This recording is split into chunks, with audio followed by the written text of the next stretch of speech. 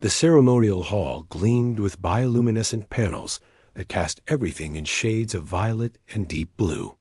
Marcus Webb stood among the human delegation, his formal uniform feeling too tight around his collar as he watched the Valkyrie officials move through their ancient protocols. 3 months of negotiations had led to this moment, a historic trade agreement between Earth and the Valkyrie Collective. He should have felt proud. Instead, he felt uneasy that the Valkyrie were beautiful in an alien way, their skin shimmering with faint iridescence, their movements fluid and precise. But there was something cold in how they conducted themselves, something that reminded Marcus of old Earth aristocracy at its worst. All ceremony, no warmth. Ambassador Thevrin, the Valkyrie trade minister, stepped forward. His silver robes swept the polished floor as he raised his four-fingered hands in what the cultural briefing had called a gesture of profound offering. "We have prepared a gift," Thevrin announced, his voice carrying through the chamber with unnatural clarity. "As is our custom when forming bonds with new species, we offer not merely objects, but something far more precious."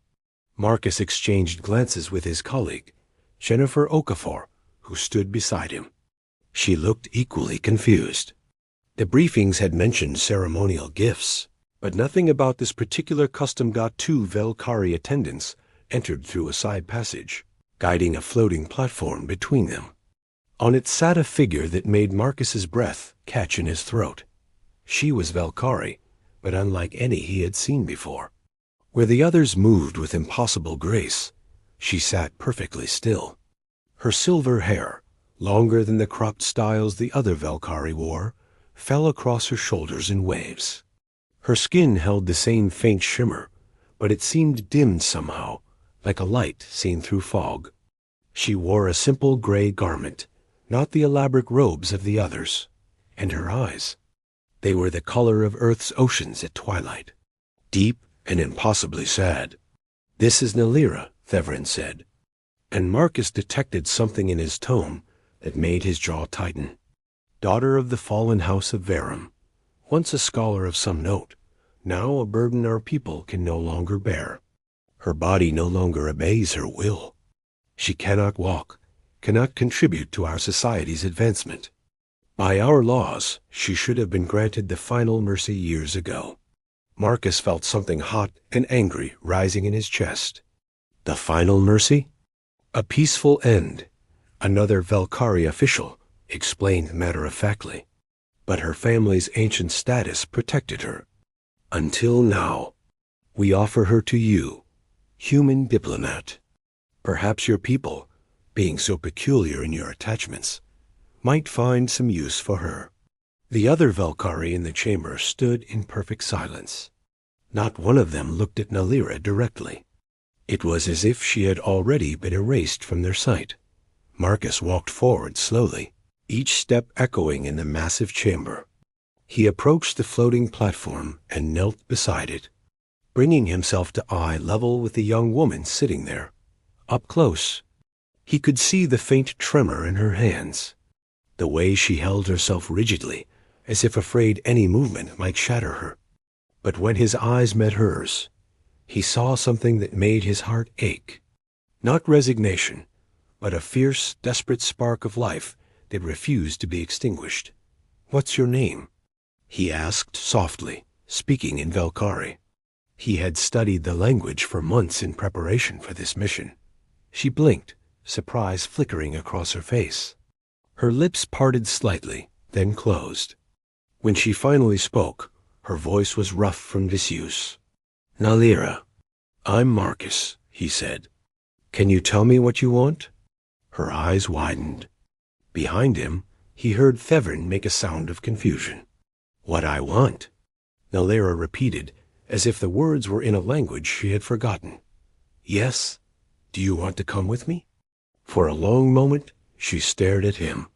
A single tear rolled down her cheek, catching the violet light. "No one has asked me what I want in 3 years," she whispered. Marcus stood and turned to face Thevrin. "I'll accept your gift, but not as property. She comes with me as a person under Earth's protection, with all the rights that entails. If she chooses to stay with me, it will be her choice. If she wants to leave, that will also be her choice." The silence that followed was deafening. Theverin's expression twisted into something between confusion and disgust. "You are either remarkably compassionate or remarkably foolish, human. She cannot walk. She cannot even feed herself most days. What do you imagine you can offer her?" "Dignity," Marcus said simply. "A chance. That's more than you're giving her." He looked down at Nalira. "Will you come with me?" She nodded, fresh tears streaming down her face. Marcus gently took control of the floating platform, guiding it toward the exit. Jennifer fell into step beside him, her expression fierce and proud. Behind them, he could hear the Valkyrie officials murmuring among themselves. But no one tried to stop him. As they passed through the towering doors of the ceremonial hall, Nalira spoke again, so quietly he almost missed it. "Thank you." "Don't thank me yet," Marcus said, managing a small smile. "I have no idea what I'm doing." For the first time, the corner of her mouth twitched upward.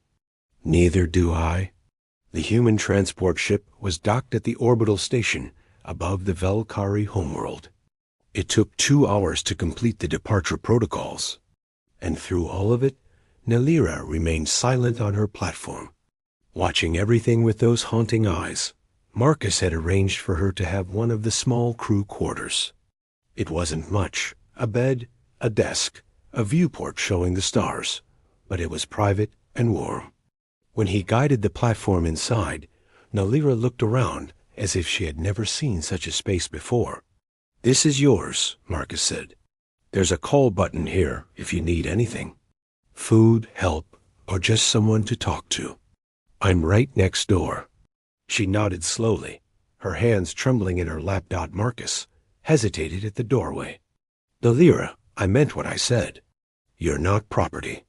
You're not a burden. You're a person, and you deserve to be treated like one." "Why?" The word came out broken.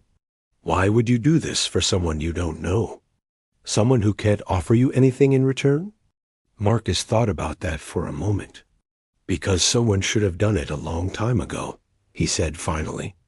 "And because I think you have a lot more to offer than anyone's given you credit for, including yourself." He left before she could respond, giving her space and privacy. As the door slid shut, he leaned against the corridor wall and let out a long breath. Jennifer found him there a few minutes later. "You just made that entire diplomatic summit infinitely more complicated," she said. But she was smiling. "I know. The council is going to have questions. Let them ask." Jennifer squeezed his shoulder. "You did the right thing." Marcus hoped she was right.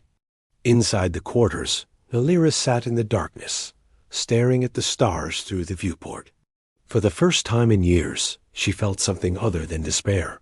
She felt the faintest, most fragile beginning of hope. The hum of the ship's engines became Nalira's lullaby. For the first 3 days, she barely moved from the viewport, watching the stars stretch and bend as they traveled through slipspace. Marcus brought her meals, left them on the small table beside her platform, and departed without demanding conversation. Sometimes she ate. Sometimes she didn't. On the 4th day, she found her voice. "Why do humans stare at stars so much?" she asked when Marcus came with breakfast. He had been turning to leave, but stopped at the sound of her words. "What do you mean?" He set down the tray more carefully, as if afraid sudden movements might scare away this fragile moment of connection. "In Valkyrie culture, stars are merely navigation points, tools, but I've watched you through the window reflection. You stand in the observation deck for hours, just looking." Marcus pulled up a chair, keeping a respectful distance. "I suppose because they remind us we're small, that our problems, no matter how big they feel, are tiny compared to the universe." He paused. "Does that sound strange?" "No." Nalira's fingers traced the edge of her platform. It sounds peaceful. They sat in silence for a while, neither uncomfortable nor forced.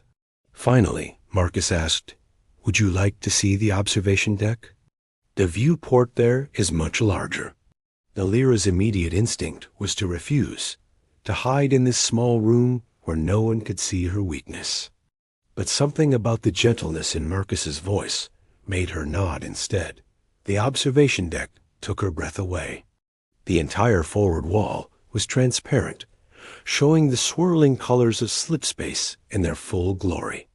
Blues and purples and colors she had no names for danced across the infinite dark. Marcus positioned her platform near the window and sat in one of the nearby chairs. "I come here when Earth feels too far away," he admitted. "Do you miss it? Your home world?" "Every day." He smiled sadly. "My sister just had a baby. My nephew. I've only seen pictures. Why did you leave?" Marcus considered the question. "Because I thought I could make a difference out here. Help build bridges between species. Prevent wars before they start." He laughed quietly. "Sounds noble, doesn't it? Most days I just shuffle documents and smile at people who barely tolerate humans." "Yet you took me," Elira said softly. "That wasn't shuffling documents." "No," he agreed. "That was acting like a human idiot, according to my superiors. Are you in trouble?" "Probably." He turned to look at her fully. "I don't regret it."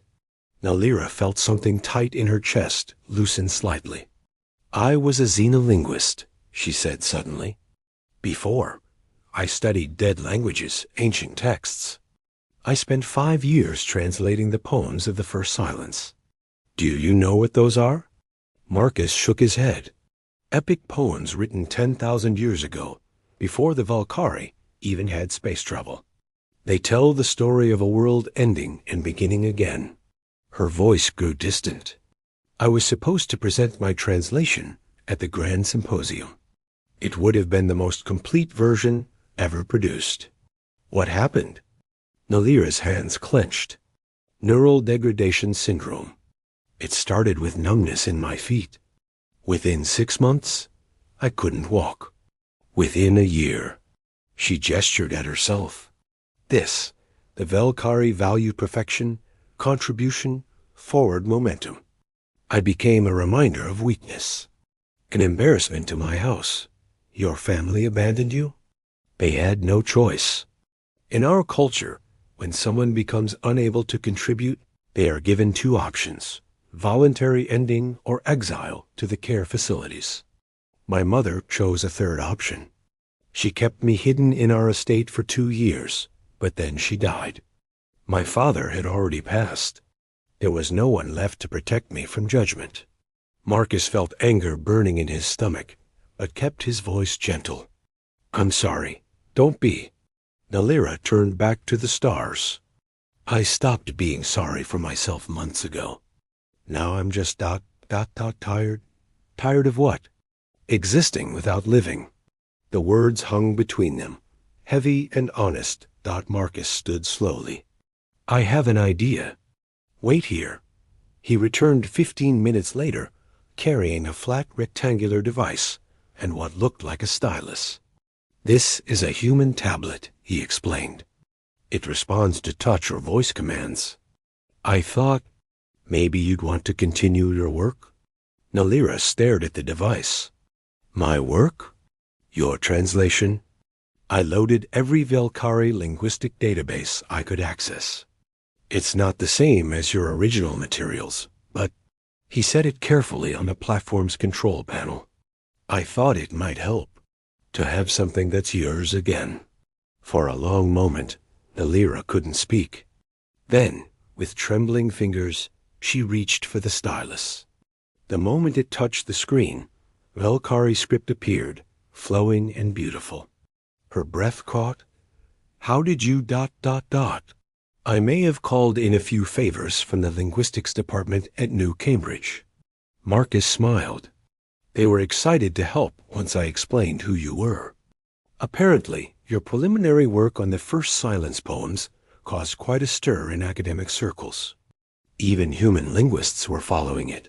Tears spilled down Nalira's cheeks. "I don't understand. Why would you do this?" "Because you said you were tired of existing without living. Maybe this helps you live a little." That night, Marcus found Nalira still in the observation deck at 0300 hours. The tablet glowing in front of her, her eyes bright with focus as she worked through ancient verb conjugations. He didn't interrupt, just left a blanket draped over the back of her platform and retreated quietly. The next morning, she was asleep there, the tablet still clutched in her hands. A small smile on her face. Something shifted after that. Nalira began leaving her quarters more often. She would position herself in the small common area where Marcus prepared meals, sometimes offering commentary on his terrible cooking. She started asking questions about Earth, about human culture, about Marcus himself. "Tell me about your sister," she said one evening while he attempted to make something he called pasta. "Olivia? She's brilliant and terrifying. Became a surgeon at 26. Saves lives before breakfast and still finds time to lecture me about eating vegetables. You miss her very much." "Yeah." Marcus stirred the pot with more force than necessary. "I do. What would she think of me?" Marcus looked up surprised. "She'd like you. Probably try to figure out how to help with your condition within 5 minutes of meeting you. There's no help for it. The neural pathways are permanently damaged. Olivia would call that a challenge, not a conclusion." He smiled. "Besides, permanent is a relative term. Human medicine is different from Valkyrie medicine. We're stubborn about giving up." Nalira fell quiet, something like hope flickering in her chest. 2 weeks into their journey, the nightmares started. Marcus woke to the sound of screaming, raw and desperate. He ran to Nalira's quarters, the door sliding open to reveal her thrashing on the platform, still asleep, tears streaming down her face. "No! Please, not the silence. Don't leave me in the silence." "Nalira." Marcus approached carefully, not wanting to startle her. "Nalira, wake up. You're safe." Her eyes snapped open, wild and unseeing. For a moment, she didn't recognize him. Then awareness crashed back, and she gasped, her whole body shaking. "I'm sorry," she choked out. "I'm sorry. I didn't mean to. Hey, no. Don't apologize." Marcus knelt beside the platform. "Bad dream?" She nodded, unable to speak. "Do you want to talk about it?" Nalira was quiet for so long he thought she wouldn't answer. Then, in a voice barely above a whisper, "The care facility where they kept me before the ceremony. They put us in isolation rooms. No windows, no sound, just white walls and the hum of machinery. Hours became days, became nothing. I screamed until my voice broke, but no one came. They said it was to help us accept our fate peacefully." Marcus felt something cold and furious settle in his bones. "How long?" 8 months. Jesus Christ." He reached out slowly, telegraphing his movement, and when she didn't pull away, he took her hand. It was trembling. "You're not there anymore. You're here. On a ship full of terrible coffee and a human who can't cook. You have a window and stars and work that matters. Why are you so kind to me?" The question came out broken. "Because you deserve kindness. Because what they did to you was wrong. Because ... He paused, searching for words. "Because when I look at you, I don't see someone broken. I see someone incredibly strong who survived something that should have destroyed her." Nalira's fingers tightened around his. "Stay," she whispered. "Just for a little while. I don't want to be alone with the silence." Marcus stayed. He pulled up a chair beside her platform and kept holding her hand, talking quietly about nothing and everything. Earth's oceans, his nephew's first laugh, the time his sister convinced him to try rock climbing and he'd gotten stuck 10 feet off the ground. Eventually, Nalira's breathing steadied. Her eyes grew heavy. "Marcus?" She murmured, half asleep. "Yeah? Thank you for finding me." He squeezed her hand gently. "Thank you for letting me." When morning came, they were still there, her hand in his, both of them finally at peace.